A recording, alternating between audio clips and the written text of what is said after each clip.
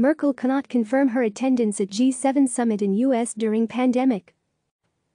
German Chancellor Angela Merkel cannot confirm that she will attend a possible G7 summit of world leaders in Washington amid the coronavirus pandemic, as spokesperson at the Chancellery said Saturday. U.S. President Donald Trump has said the event could be hosted in Washington in late June, having previously announced in March that the summit would be held virtually. The Chancellor thanks President Trump for his invitation to the G7 summit in Washington at the end of June, Merkel's spokesperson said in a statement.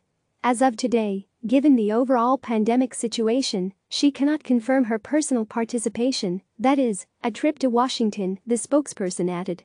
Meanwhile, Germany's health minister, Jens Spahn, expressed his disappointment over the United States' withdrawal from the World Health Organization, saying that the decision taken by the Trump administration was a setback for international health policy. Other world leaders have also been cagey with regards to Trump's proposed G7 summit.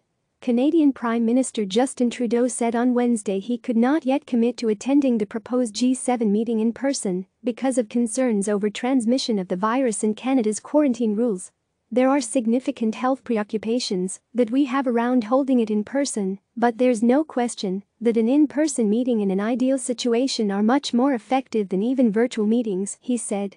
However, there are many questions to answer before we can commit to showing up in person, and those discussions are happening in an ongoing and very constructive way.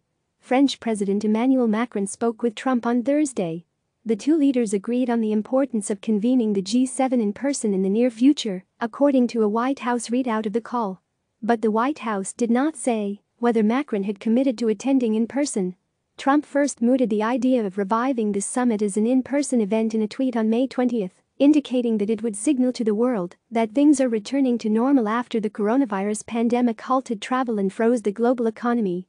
It looks like G7 may be on, because we've done well, we're ahead of schedule in terms of our country, and some of the other countries are doing very well, he said the following day on the South Lawn. It looks like the G7 will be on, a full G7, and we'll be announcing something early next week.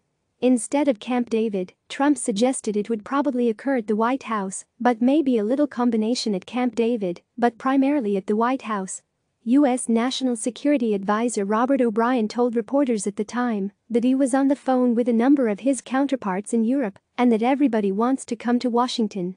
I can tell you countries around the world are trying to open up, O'Brien said. All of the leaders are looking forward to coming to the White House if we can make it work. The G7 is comprised of the US, Canada, France, the United Kingdom, Germany, Italy, and Japan.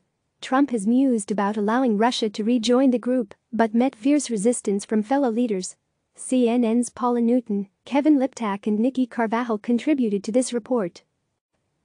Click subscribe to receive the latest news.